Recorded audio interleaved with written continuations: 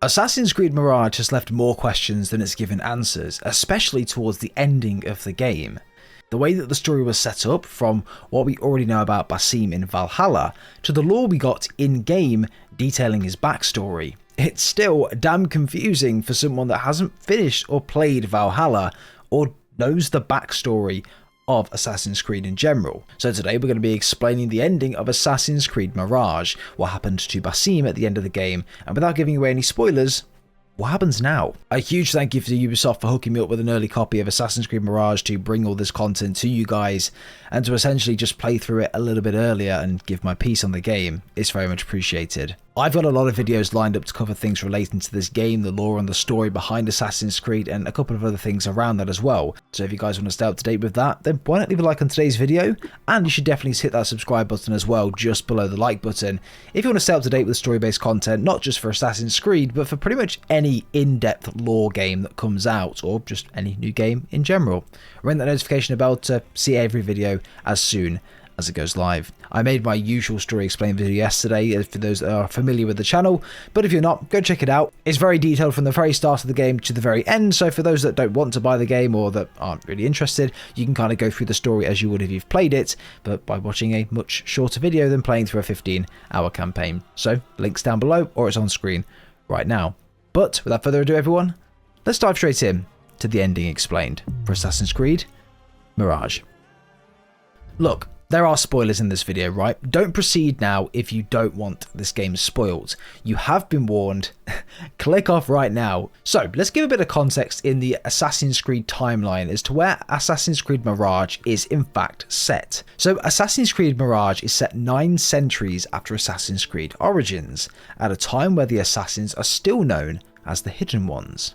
Basim is first met as a Hidden One in Assassin's Creed Valhalla, where he follows the Raven clan in their Viking invasion of England, with motives of his own. As a conclusion to his journey, his identity as the reincarnation of an ancient god is revealed, and this is Loki. While Assassin's Creed Mirage explores Basim's backstory as a young thief growing up in 9th century Baghdad and offers new keys to understand the character, the game narrative can be fully appreciated without prior knowledge to the franchise's context as well. This is really important because it also means that Assassin's Creed Mirage, you don't need to understand what happened in Valhalla. You don't need to understand what happened before this game.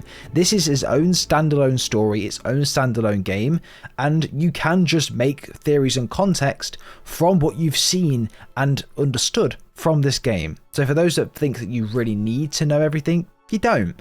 But it is useful to know, and we'll get into that a bit later into the video. For those that haven't played Assassin's Creed Valhalla, let's just catch up a little bit as to where the game left off and where essentially we are in that game and where we are in this game. So on screen right now you'll see there's a timeline as to where these Assassin's Creed games essentially take place. Valhalla is a couple of years in front of Mirage. Mirage is of course in between Origins and Valhalla. Assassin's Creed Valhalla tells the story of Sigurd and Eivor, 2 Viking warriors who decided to leave Norway for England in search of a place to settle with their clan. Basim, who met Sigurd in around 870, as he was operating the Hidden Ones in Constantinople, decides to follow them, accompanied by his young apprentice, Hytham.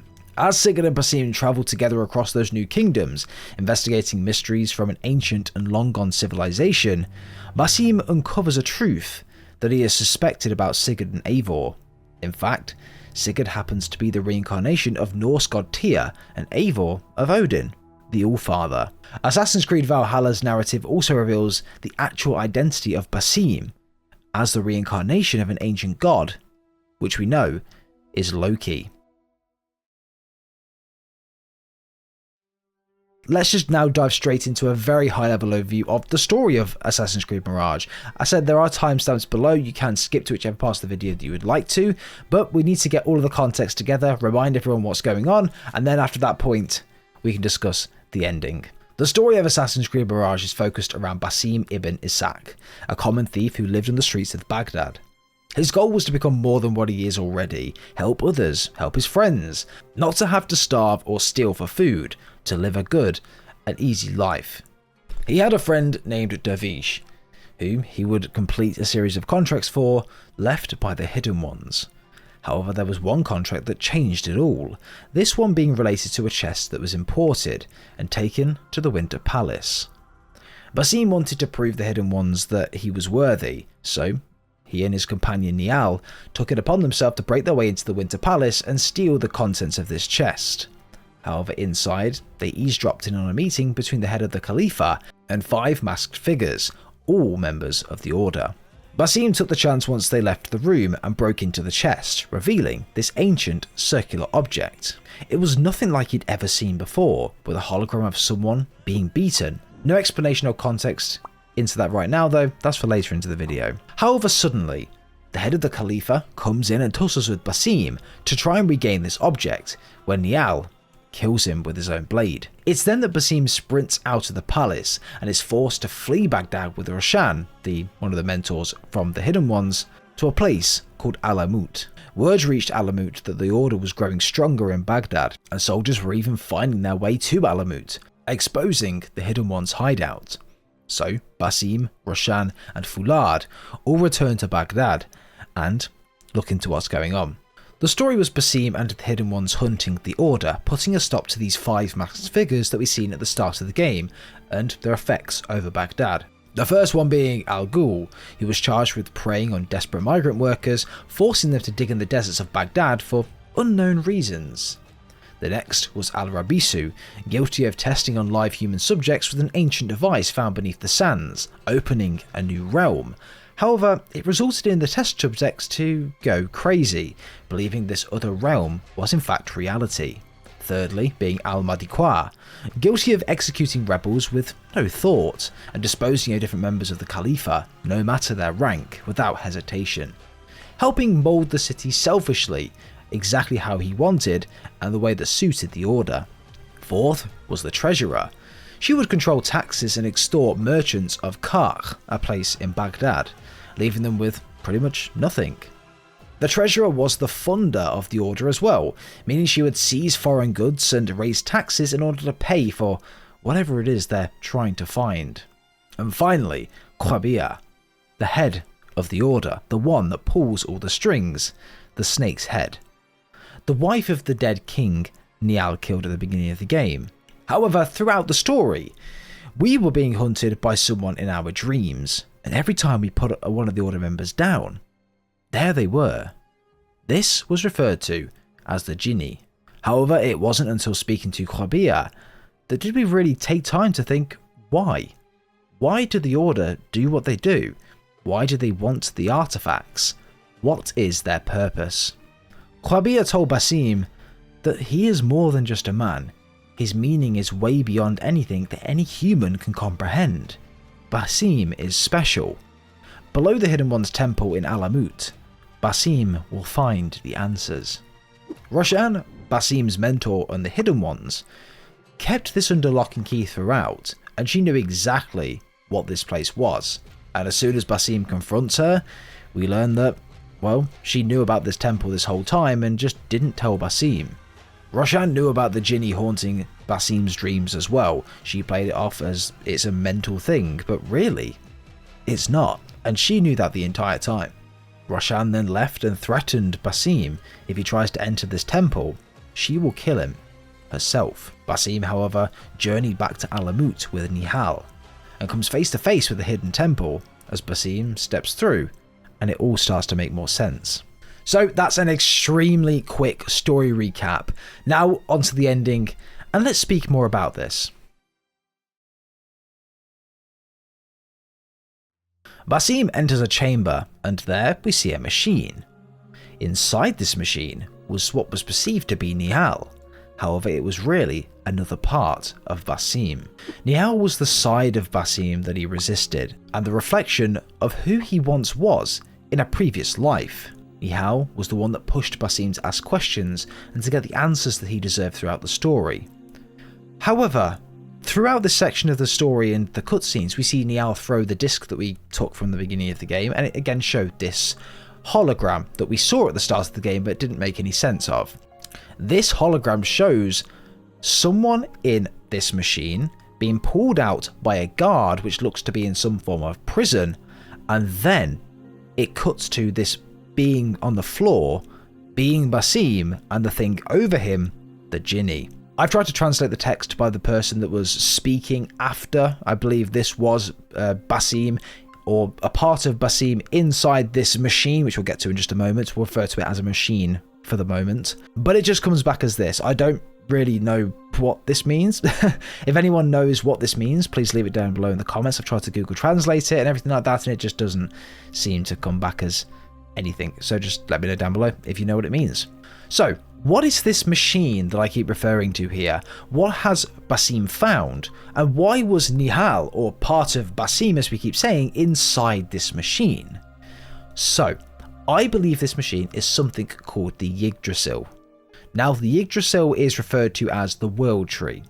It's an ancient supercomputer which was built by the Isu as an intended seventh solution to the Great Catastrophe. Now, bear with me on this.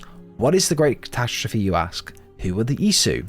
Well, in very, very short and efficient summarization, the Great Catastrophe, also known as the First Disaster, the Toba Catastrophe, the Toba Disaster, or the First Catastrophe, was a cataclysmic event during human prehistory, dated around 75,000 BCE, or 2306 of the Isu era. The global devastation caused by a coronal mass ejection saw the near total extinction of both humanity and the Isu, both of whom were involved in a military conflict at the time. While few surviving humans would attempt to understand and remember the events and the Isu by passing them down in filtered oral tales like the Ragnarok cycle of Norse mythology, by modern times the disaster was often misconceived to have been the eruption of a supervolcano that occurred at the same time. A second, equally powerful, but ultimately less destructive coronal mass ejection took place in the year 2012 CE.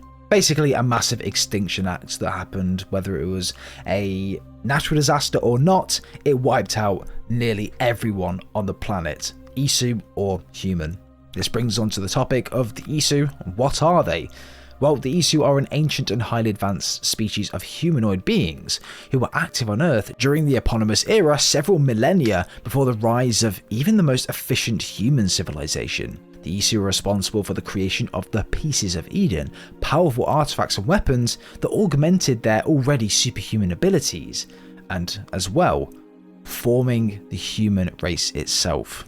This technology that we see, the Yggdrasil, is Isu technology. This was created by the ancient civilization way before humanity themselves, so that will explain why in this ridiculously early time in Baghdad that they have this technology around the world. Just for a bit of context, the Order have found this and are trying to understand it. Don't know how it is, they think it may be gods that have done it, but of course really it's the Isu.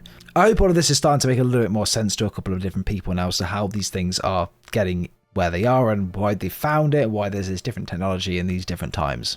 As we'd mentioned at the beginning of the video, Basim was always known throughout the story of Assassin's Creed Valhalla as the reincarnation of the Isu god Loki, who used the Yggdrasil to permit his consciousness to survive the Great Catastrophe millennia ago. This is why we see part of Basim in the Yggdrasil when he opens the chamber, because it's Loki inside. Basim himself was reborn, and born in 1835 CE. Isu Loki, however, was born millennia ago. Basim is a reincarnation of Loki, however part of him remained in the Yggdrasil, and this part was represented as Niall in the game, but really, this was Loki, and they merged together towards the end. This is also a reason why that Basim's eagle at the very end of the game didn't recognise him, flew past his face and scratched him just below the eye. It had no clue who he was because Loki and Basim, their souls connected together and merged together. Is it starting to make a little bit more sense now? Anyway, he was pulled out of the Yggdrasil by a guard and he was killed. This guard was the Jinni in Basim's nightmares, the thing that haunted Basim from a previous life throughout the game. In a previous life, Basim was held captive here at this very place as a prisoner, and this memory, this prison, this place haunted him since then, and that was the Jinni that we've seen throughout. It all festered in darkness, and his dreams masked as the Jinni to haunt and to follow. But now, Basim has faced his past, his pain, and he's embraced it. Basim lost part of him in a previous life. That other part was reincarnated as Nihao and trapped in the Yggdrasil, which of course is Loki. But now he knows the truth. He is whole again. He remembers. As I mentioned, guys, if you know what happened to Basim in a previous life, if I'm missing something, or if you've got some theories you want to drop into the comments, please do leave them down below. I would be very interested to have a read of them because this seems to go very deep, and I just don't have the background lore to really connect the dots, so please let me know. But guys, that is the ending explained, as well as I possibly could for Assassin's Creed Mirage. If anyone down below in the comments is a seasoned Assassin's Creed fan, please comment your theories down below, let me know what you think. I would absolutely love to have a read of them, and if my theories have any holes in, then just feel free to let me know. But I hope you have enjoyed today's video, everyone. Leave a like if you have, subscribe if you guys are brand new to the channel, it'd be very much appreciated, and we'll see you guys in the next one.